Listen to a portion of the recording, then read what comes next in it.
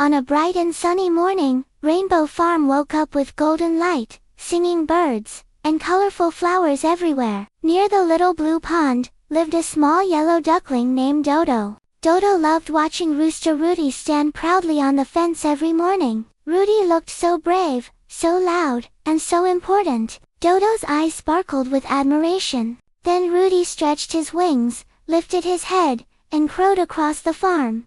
Cock-a-doodle-doo. All the animals woke up and smiled. Dodo thought, wow, I want to do that too. So Dodo jumped onto a metal bucket, puffed out his tiny chest, and opened his beak as wide as he could. He tried to crow like Rudy, but all that came out was, quack-a-doodle-quack.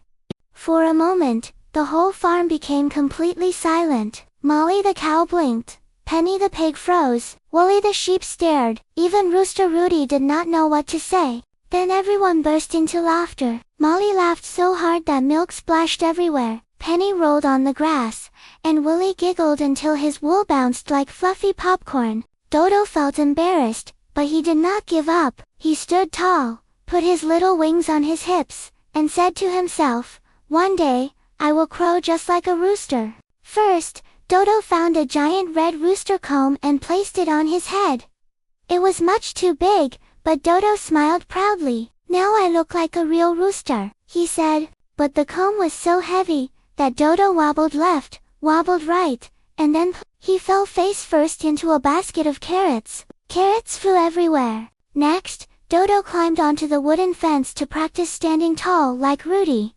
His little webbed feet slipped and slid. Careful, Dodo, Rudy called. Too late. Dodo slipped off the fence and flew straight into a haystack. Only his orange feet stuck out. Rudy gasped, while the haystack made a tiny quack.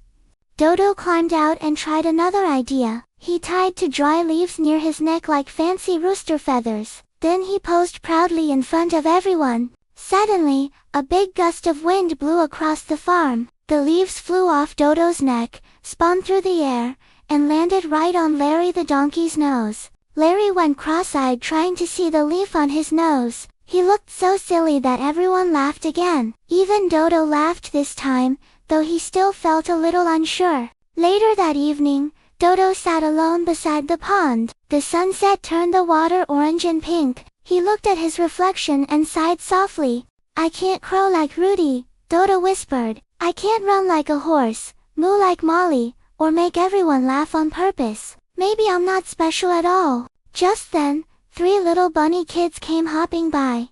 They were playing happily with a bright colorful ball, laughing and bouncing across the grass. One bunny kicked the ball a little too hard. The ball bounced once, twice, and splash. It landed in the pond and floated away from the shore.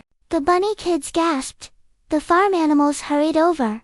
Rudy could not swim. Penny was afraid to get wet. Wooly did not want his wool to soak up the whole pond. Dodo looked at the floating ball. Then he looked down at his orange webbed feet. Suddenly, he realized something. Wait, he said. I can swim. Without waiting another second, Dodo jumped into the pond with a huge splash. Water flew high into the air, and the bunny kids watched with hopeful eyes. Dodo paddled quickly across the pond. His webbed feet pushed the water perfectly. He reached the ball and gently nudged it with his beak. Slowly but surely, Dodo pushed the ball back to shore. The bunny kids clapped and cheered. Hooray for Dodo, they shouted. Dodo's heart felt warm. All the farm animals gathered around him. Molly smiled proudly. Penny cheered. Wooly bounced with joy. Rooster Rudy looked at Dodo with a kind smile. Rudy said, Dodo, you do not need to be a rooster to be special. You are a duckling, and today, your duckling feet saved the day. Dodo stood proudly beside the pond. For the first time, he did not wish to be someone else. He liked his beak, his feathers, and even his funny webbed feet. The next morning, Rooster Rudy crowed from the fence as usual. Then Dodo stood by the pond and called happily, quack, quack. Good morning, everyone. The whole farm laughed and cheered, not because Dodo sounded like Rudy, but because he sounded like himself. And from that day on, Dodo knew the best thing to be was Dodo.